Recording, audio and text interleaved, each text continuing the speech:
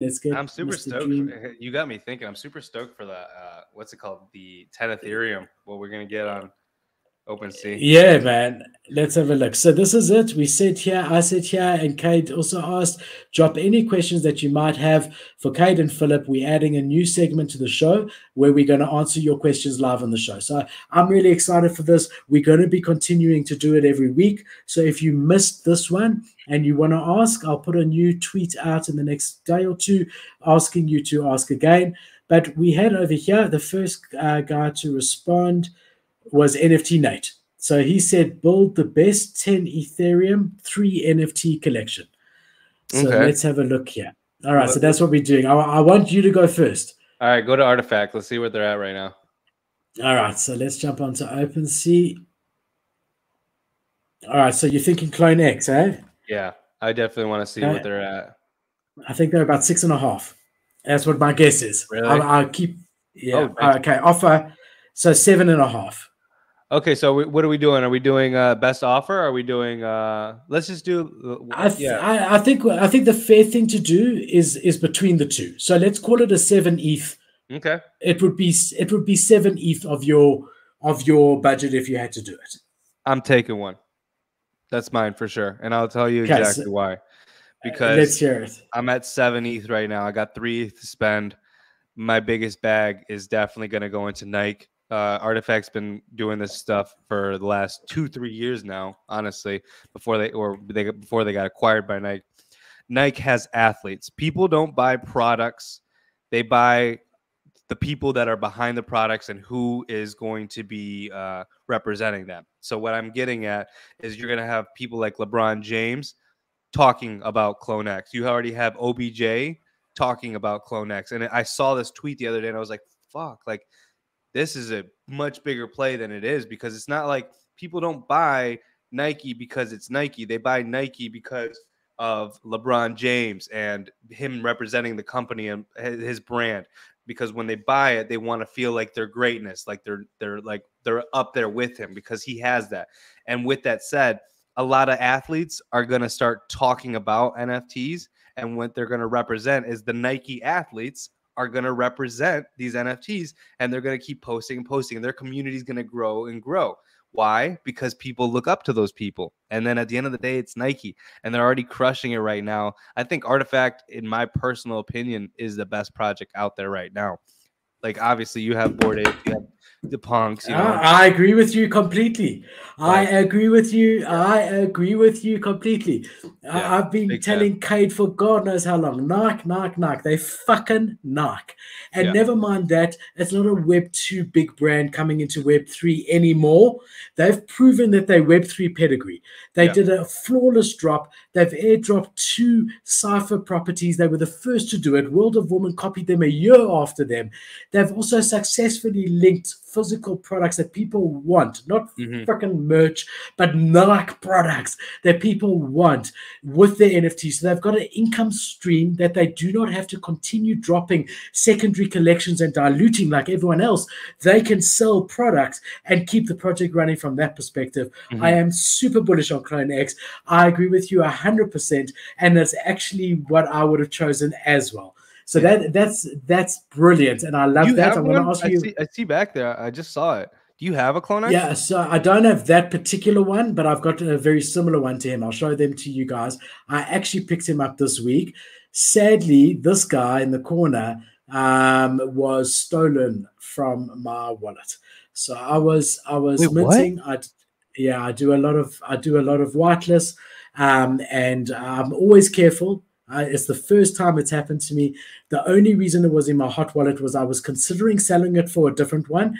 So it was in my hot wallet, and I was on announcements on the page, and a link came. I clicked it, and it ended up being a bad link. And I lost, first of all, it drained my ETH, my actual ETH. So first, my money went from what I had to 0. Now, the problem with that is I couldn't move my NFTs because I didn't have gas. You had no ETH. Yeah. So I had to quickly try get. I knew what was coming. It was so horrible, bro. I had to quickly try get ETH over there. I moved it from one to the other, and by the time it came in, my clone was gone, and my CP pop. Consumer whatever products, which I loved, was also gone. And yeah, I mean, look, I've been trading heavily for 18 months, and I've never ever had it happen. And literally, as that link came, it was deleted, and their proper announcement came, and they got someone, I don't know. I reached out to the project. That's what I said 3 weeks ago. I'm still waiting for fucking OpenSea to blacklist it for me. I've sent emails. I've filled out the form on their website. It's been sold already by the guy. And I'm pissed off. And I've been trying to get hold of them for 3 weeks. Whereas Magic Eden, I didn't have a hack, but Magic Eden, when I was just trying to buy an NFT, my first NFT, that OK Bear, they walked me through it with a person. So yeah, I haven't told this live on air because I've been embarrassed. Fuck, man, that hurts. I've been embarrassed about it. Yeah. No, I mean, don't be embarrassed. I mean, it happens. There's nothing you can do about it. I think if anything, you sharing your story is allow other people to understand how the severity of how fast it can happen and how innocent and quick how quickly it can happen. I'm always terrified. That's why I like keeping my stuff on a cold wallet. I have a few. Not only that, I have a few wallets.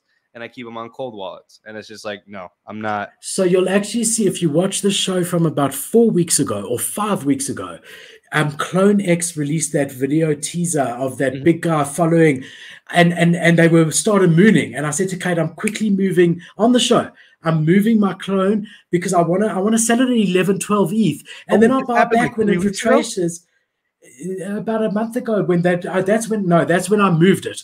So since then, I've had it in there listed at about 11 ETH because I thought if someone buys it, I'm happy to wait for the floor to go to 7, which it is now, which I knew it would. And I never particularly loved the look of him, so I was looking to change him. So I moved it after that show into my hot wallet, and because it was listed, because in my cold wallet I don't list at all.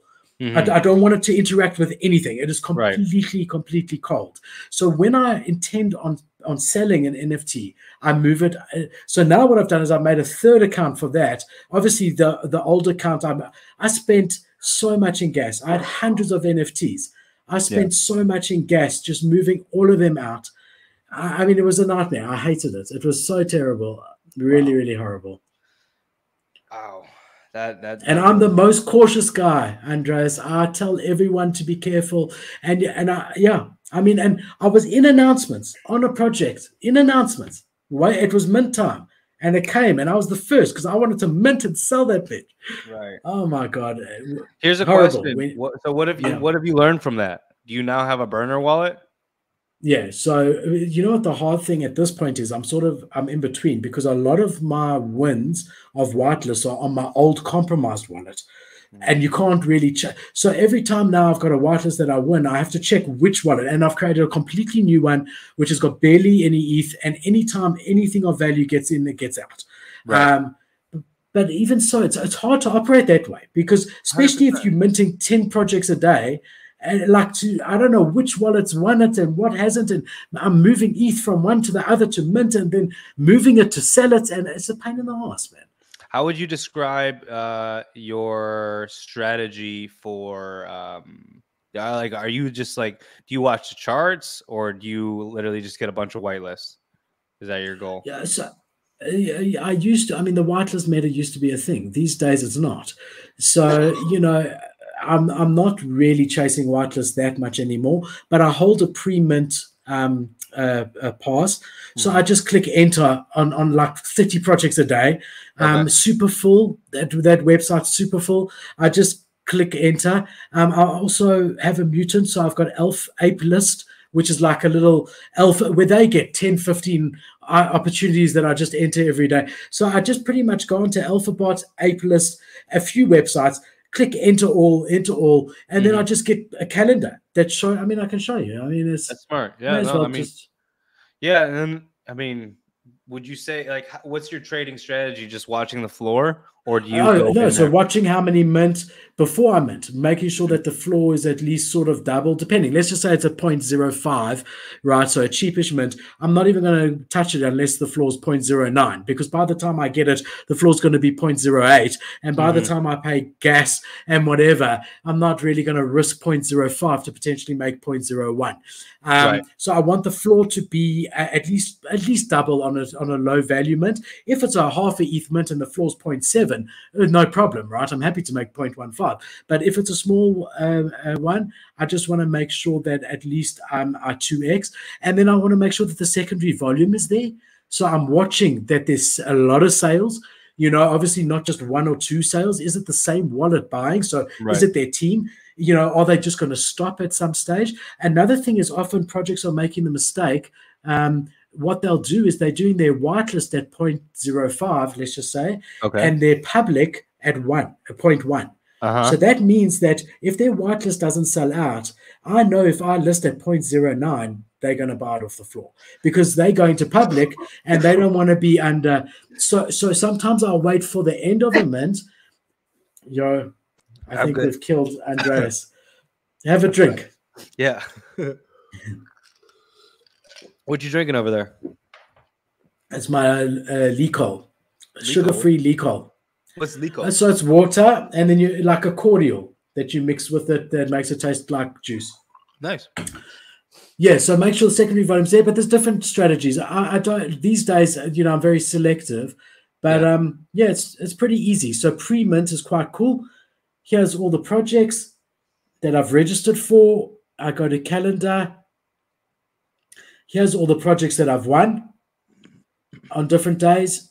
And then here's all the I mean, this is just pre-mint, hey?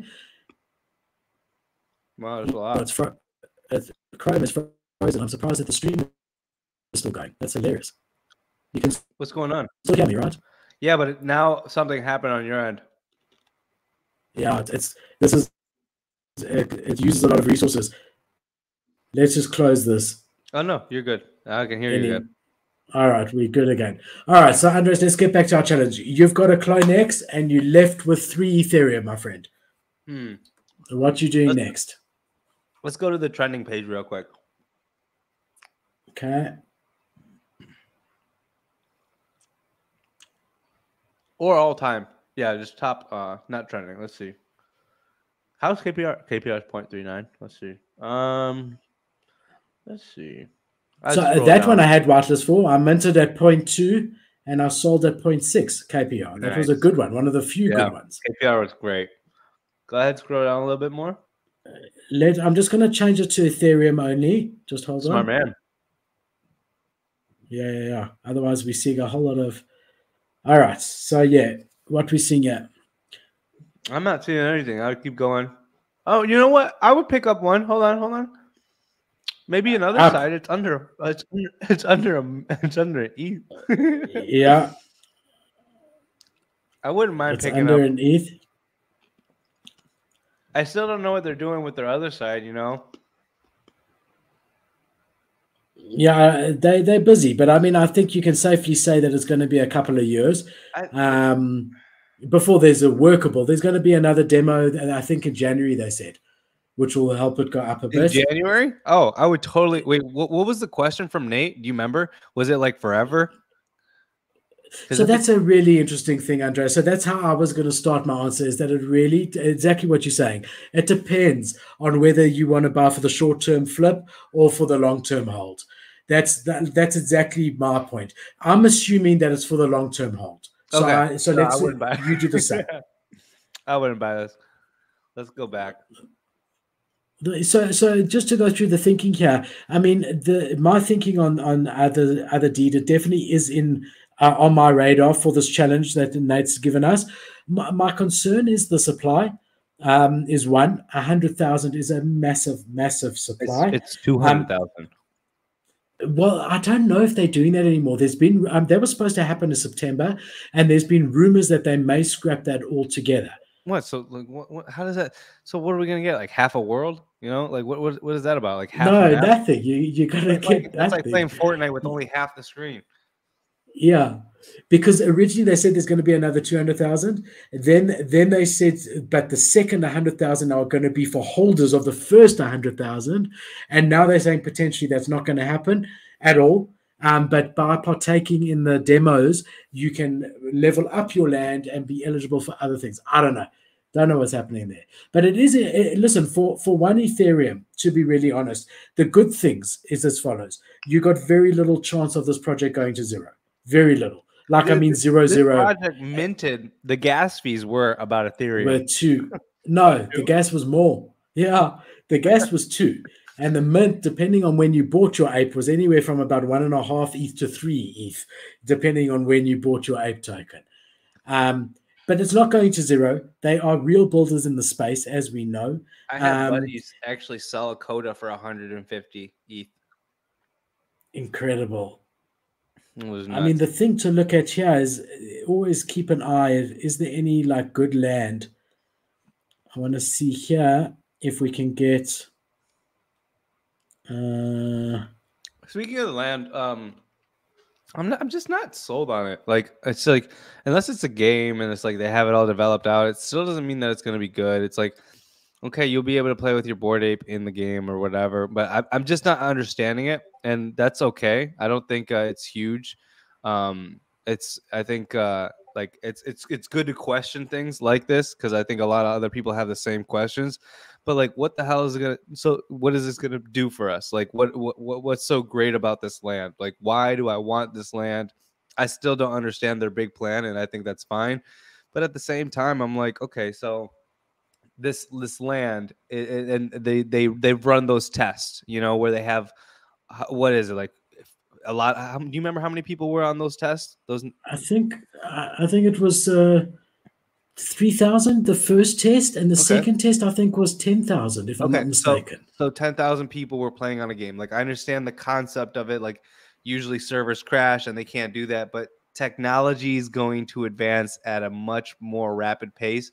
And if someone like Yuga Labs or people at Yuga Labs are doing this, I'm sure that people at Sony and people at Xbox, or Microsoft, people at Microsoft and Sony, they're doing this already. Like, they're already working on this. So I feel like that technology that they came out with is great, but at some point, PS4 is going to have the exact same thing, and so will Xbox or PS5.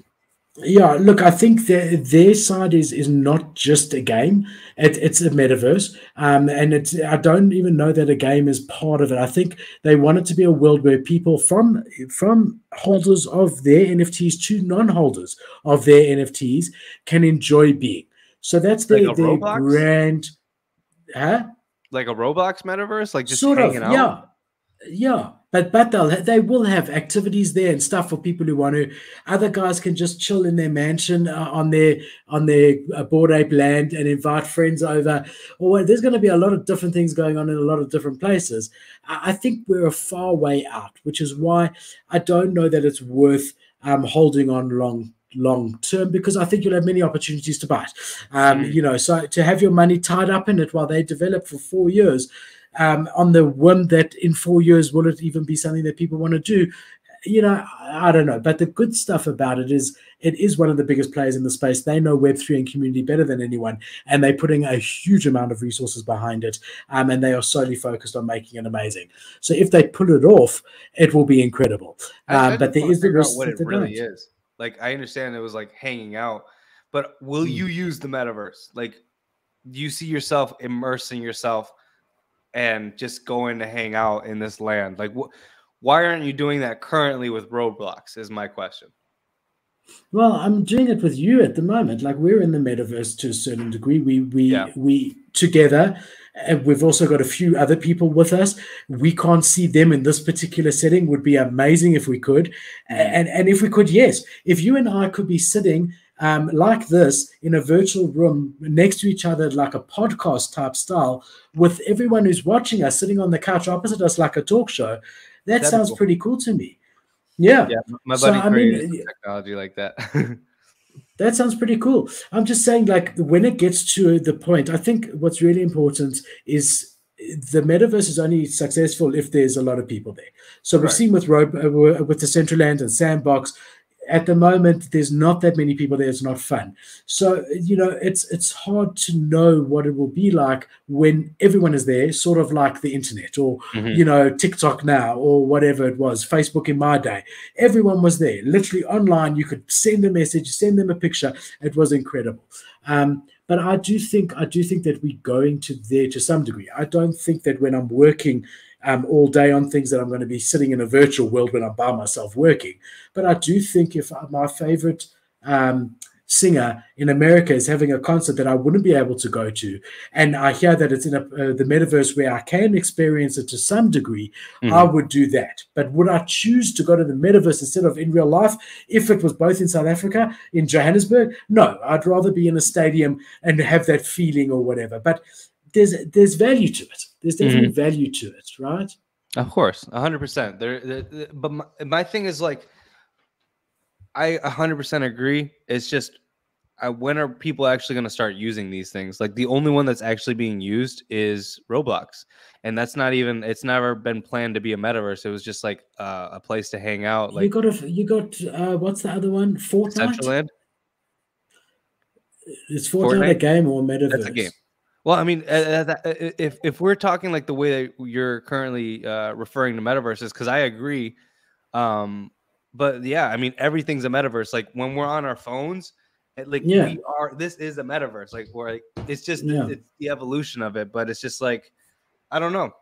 I just find it very interesting, and I just want to figure out what people really are expecting from these metaverses. Like, what's stopping them from doing it currently? Like Twitter, even Twitter People Spaces aren't ready. It's too early. People aren't ready for it yet, but they will be. And there might be an event like what we saw with Zoom. There was Skype for God knows how long. You could do Microsoft Teams. No one used Zoom. No one used anything. We then had a worldwide event, COVID. All of a sudden, everyone got exposed to it. And everyone's like, wow, this is incredible. I don't need to drive for 2 hours or go on the bus to meet a client. I can do it on Zoom. And now, where people in countries where people aren't worried about COVID, they're still doing their Zoom meetings. So if COVID had happened 5 years later, when we already had developed the technology where there were cool metaverses and things, maybe that would happen immediately. That would have been crazy. And then you'll get a business. Yeah, you'll get a business metaverse where you just do meetings, and you'll get like Google will be a metaverse. Your search will be, just thinking to yourself, sneakers, and all of a sudden to your left and to your right, or that's the future. But it's just really early. That would be crazy. So we got Dickensia's here, who I haven't seen for so long. It's so good to see you. Is it time to buy blue chips? Look, not financial advice, and I know frickin' nothing. All I can say is that seeing, just as a barometer, I'm not saying buy a Bored Ape, but seeing Bored Apes at 50 Ethereum when ETH was $1,100 2 days ago or a day and a half ago, for me, if I had that money sitting in ETH waiting to buy, that would have been a buy opportunity for sure. And straight away we've seen it. ETH is now 1,260 when I started the stream, and the floor is already 65 on the Bored Apes. So you could have straight away made 20 Ethereum just as a flip if you were sitting there ready to take advantage of that, right? So for me, 2 days ago was the absolute bottom. We now still pretty much, not pretty much at the bottom, we'll still go low, but we're close to there. But the problem is that even with all this crypto stuff that's gone shit, we still have the macro that's shit. And the macro is going to be shit for a long time. And the housing numbers are going to come out next year.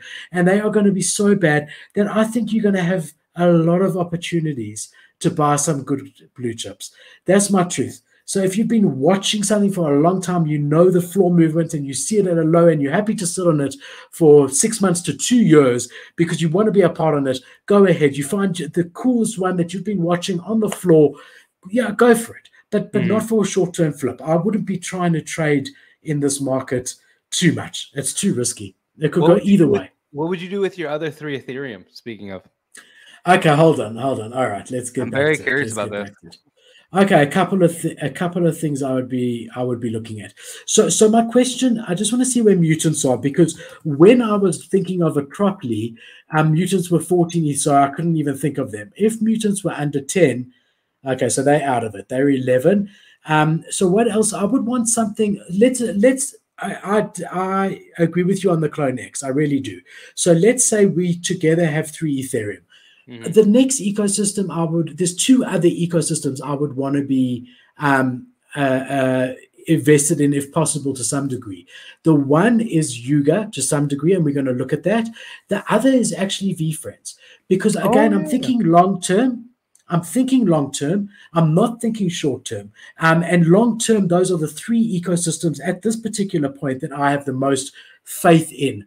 So let's start with Yuga. Mutants and Bored Apes and Punks are all way out of our budget. They're not options. So what are options over here? We got the Kennel Club and Meebits and other deed, which we've spoken about. So let's say we might have to do another deed because we don't have enough for kennels. I know that. And I don't want to. Okay, so Kennel Club. I wouldn't even want to buy one, to be honest with you. Would you want a kennel?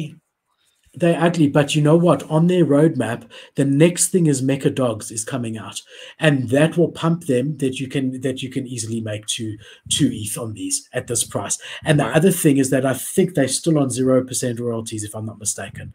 Yeah, creator free is still 0% on the dogs, which means you don't have to factor in that 5% creator fee. So they do become attractive from a flipper perspective, especially that we know Mecha Dogs is coming. But again, we've decided we're doing this long term, right? This particular challenge. I think you hit it on the nail. I probably use the rest of my money and just load up on VFriends Series 2. That's 0.31 right now. Yeah, so Series 2 would be our only option because we've gone with Clone X, but we could potentially get a Meebit and 2 Series 2s. And then we've got exposure to all 3 ecosystems. We sort of hedged our bets because the interesting thing with Meebits, they were actually sitting at there were offers that were accepted at 2.2, 2.3 that I was watching and sort of on the sidelines considering, because we've seen them as high as 6 ETH in the last couple of months. Here was 2.5 2 days ago, 2.7, 2.5. So they were going at, like a lot of them, going at 2.5 Ethereum. They now already, and everything sort of bounced back a little bit, not to where they were. They're already 2.8. But Meebits is interesting to me. I also don't like the look of them.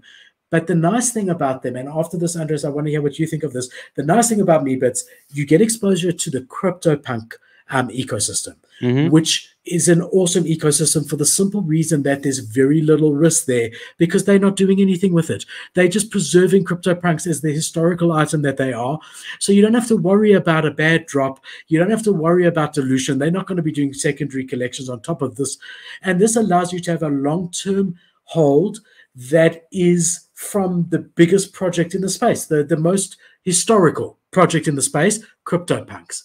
And we know that they just recently launched a whole website for Meebits where they've said that this is just season 1.1 and hinted at 1.2 to 1.8 coming out. So there is stuff coming, not going to be other drops or anything, but cool utility under CryptoPunks ecosystem, which gives you exposure to Yuga Labs.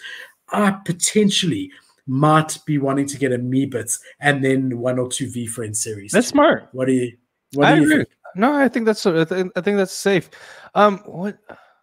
Yeah, it's too much. I was thinking how much Cool Cat or Doodles. The problem with I wish VFriends Series 1 was like affordable in our little game because I really do want a Genesis long term. I think Gary V is not going to frickin' stop until he owns the Jets, and part of that is taking VFriends to the moon. And that guy's shown time and time again that he can do it. Really, I mean, the fact that he got into all these Toys R Us stores and just everything he's been doing. The cards are phenomenal. I've got 2 here, 2 boxes of them. They are so cool. He's really building something special. Have you opened them? No, because I'm a collector. Oh, nice. So. It looks like from your setting in your room, it looks like you're a natural collector. Yeah, I mean, and this is really just a drop in the ocean here, Andres. I've got like massive in real life collections. Boom, boom. Check this out. I feel like you'd like this then. What you got? I'm gonna have to make you big. Hold on. And the other V Friends box is not even, the brown box isn't even open from the post. Let's just make you big. Whoa, what we got there? Who's he? It's a Flexin' Fox.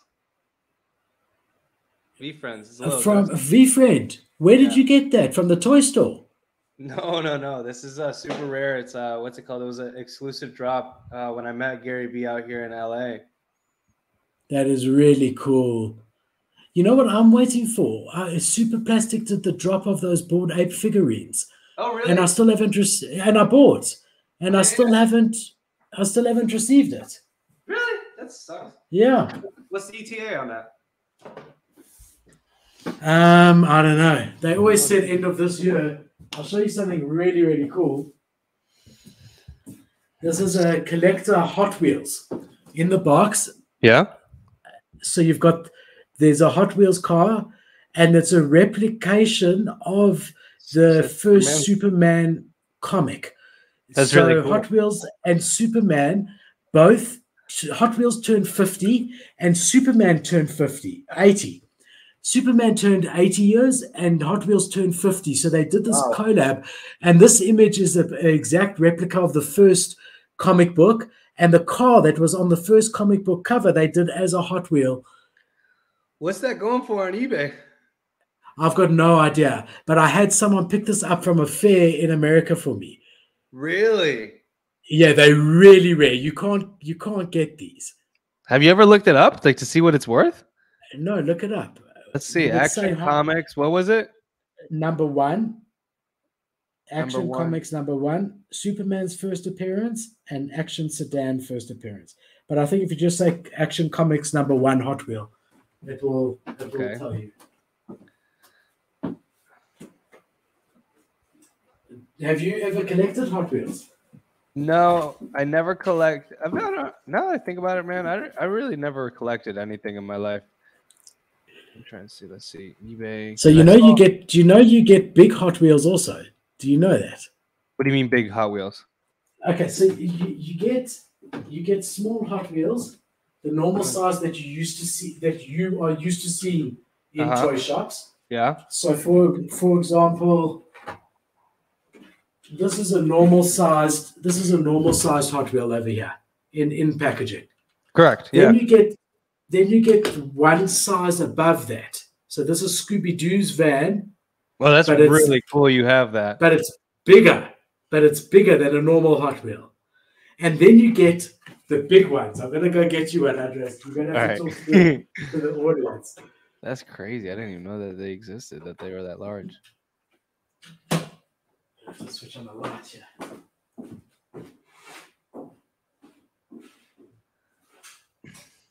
What's going on, everybody? How's everybody doing? Is everybody having a great day? I'm having a great day living the Brett way. Let's see. 1:09 p.m. Zach XBT, an interesting wallet on Solana. They withdrew $70 million USDC from FTX to OKX in final hours before withdrawals closed. There was a big wallet in Solana. You follow? Whoa, that's huge. That's solid, man. Yeah, that's from the 18. This is big, bro. This is a proper Hot Wheels. You should have a stamp somewhere. Yeah, there. That's a Hot Wheel, big Hot Wheel collector. Do you have like a whole like? Oh, that's nice. Yeah, I've got lots of these big ones. Hell yeah! This is from the 18. This is the 18 van.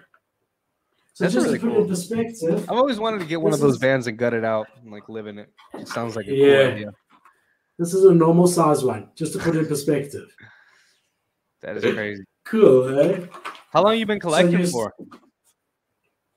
My whole life, bro. Like I remember having marble collections when I was I've got two 9-year-old twin boys. Even my 6-year-old now is already collecting little Hot Wheels. I was the same. I was collecting from when I was very, very small. It used to be silly stuff. Like I used to collect chewing gum, and my dad always used to say to me, Philip, chew it.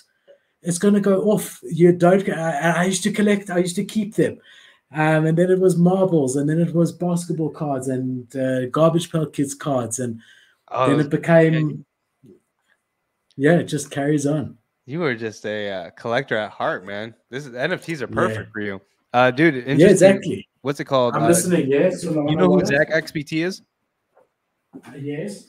Okay, dude. So he found a transaction where there was an interesting wallet on Solana, and it withdrew $70 million from USDC from FTX in the final hours before the withdrawal closed. Lucky, eh? Wow. It was probably this girl. It was probably them. Yeah. You seen she's getting clowned on all over the internet right now. Shame. She's the Alameda lady. Is she? I thought she was Zach. I thought she was Sam Bankman-Fried's girlfriend, or like the girl he was messing around with. The girl that's staying with him. I don't know. Yeah, the girl that was staying with him in the Bahamas. But there's a lot of stuff like what was happening was they were his father, and I don't know, there's a whole lot of family connections, was working at Alameda, and this one was doing that, like everyone in with everyone else, you know. True. Oh, Dekenza says she was both. She was running Alameda and she was shagging him. I wonder, the question is what came first? And I have no doubt the shagging came before he put her in Alameda. I think there was shagging all along. Yeah. CEO of Alameda and ex-girlfriend. Thank you, Dekenza. So you see, we were both right. Hell yeah. Okay, so what have we decided on here? Let's get a me bits and then 2 series 2 V. Oh, I agree 100%. I think the way that you broke it down too. I mean, we chose at the end of the day the 3 largest ecosystems that are most likely to just weather the storm.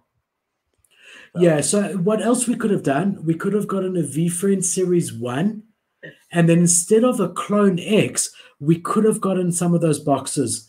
That would have been another the RTKFT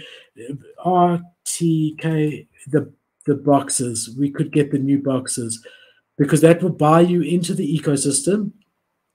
Here we go, Monolith. So instead of Clone X being like 70%, which I'm happy with, but just to make it more sort of spread out, we could have bought a VFriend Series 1 at about 5 Ethereum, and then we could buy like this box, a Crypto Kicks, a couple of other RTKFT stuff to be in that ecosystem, and then also then possibly a dog, because we do know there's stuff happening there, or still keep with the Meebits, but then we got a more equal spread, because at the moment we've got like 10% VFriends, 25% Yuga Labs, and 75% or whatever into Clone X, which I'm happy with, but maybe there's an argument to be spread out a bit more equally, right? Yeah, I would agree with that. I mean, either way, I don't know. I personally would like the Clone X because I just see a much more longevity because of the brand Nike that it has behind it. And I've always loved Clone X. I love Takashi Murakami. Like I was making like the biggest deal. Like I was screaming from the top of my lungs that Takashi Murakami was coming into the space and how like iconic he is. And I immediately was like, I couldn't believe that he got into NFTs. That's what that really set me off, because I was like, oh my gosh, like if he's coming into the space, I can only imagine who else is paying attention. And it was just like from that point on, it was just Artifact just kept blowing up over and over. And it was just like, if I could have gotten a Murakami trait, gosh, that would have been awesome. But it is what it is. But I think with Nike and its brand, I think the longevity of Artifact. And I like that they're also very, and they're historical. Yeah, they're historical because they're the first clothing brand in Web 2 to successfully come into Web 3, which is great. Bunked. Puma is Gutter Cat Gang. I haven't seen anything, so I don't want to. So Adidas is very interesting to me because what I did, which is really quite interesting. Okay, so I'm going to tell you now. Got Crypto Dream saying he loves comic stuff, which is so cool. He says $545 for that Superman